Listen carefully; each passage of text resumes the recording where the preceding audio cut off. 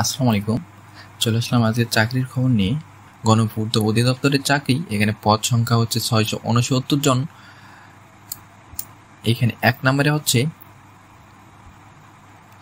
Stenotypist এবং পদ সংখ্যা হচ্ছে 29 জন এবং দ্বিতীয় শ্রেণী বা সমমানের সিজিপিএতে স্নাতক ও সমমানের ডিগ্রি, কম্পিউটার ব্যবহারের দক্ষতা এবং বাংলা ইংরেজিতে ষাটলিপির গতি 45 ও 77 শব্দ এবং কম্পিউটার টাইপের প্রতি বাংলা ও ইংরেজিতে যথাক্রমে 25 ও 30 শব্দ। নিয়োগ বিধিমালা 2019-এর তফসিল 2 ও 3 অনুযায়ী পরীক্ষা গ্রহণ করা হবে। তারপরে নকশাকার 41 জনকে নিবে এবং সংশ্লিষ্ট ক্ষেত্রে ড্রাফটিং এবং সনদপত্র সহ এসএসসি পরীক্ষায় উত্তীর্ণ অভিজ্ঞতাদের অগ্রাধিকার বেশি দেওয়া হবে। তারপরে 3 নম্বর হচ্ছে কার্য সহকারী 144 জনকে নিবে।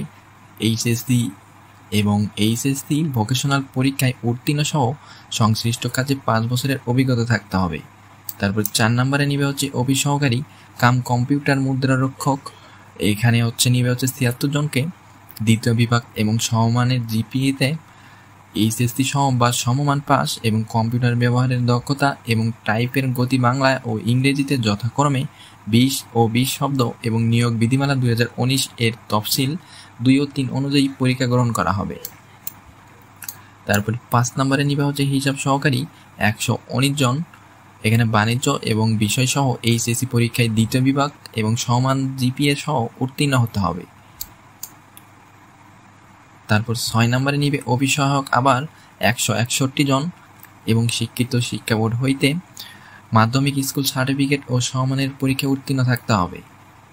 7 নম্বরে নিবে নিরাপত্তা প্রহরী 81 জন এবং ভালো দৈহিক গঠন এবং সুস্বাস্থ্যের অধিকারী ও শিক্ষিত স্কুল হতে 8ম শ্রেণী পাস থাকতে হবে। 8 নম্বরে নিবে মালি 18 জন, বাগানের কাজে 3 বছরের অভিজ্ঞতা সহ শিক্ষিত স্কুল হইতে 8ম শ্রেণী পাস থাকতে হবে।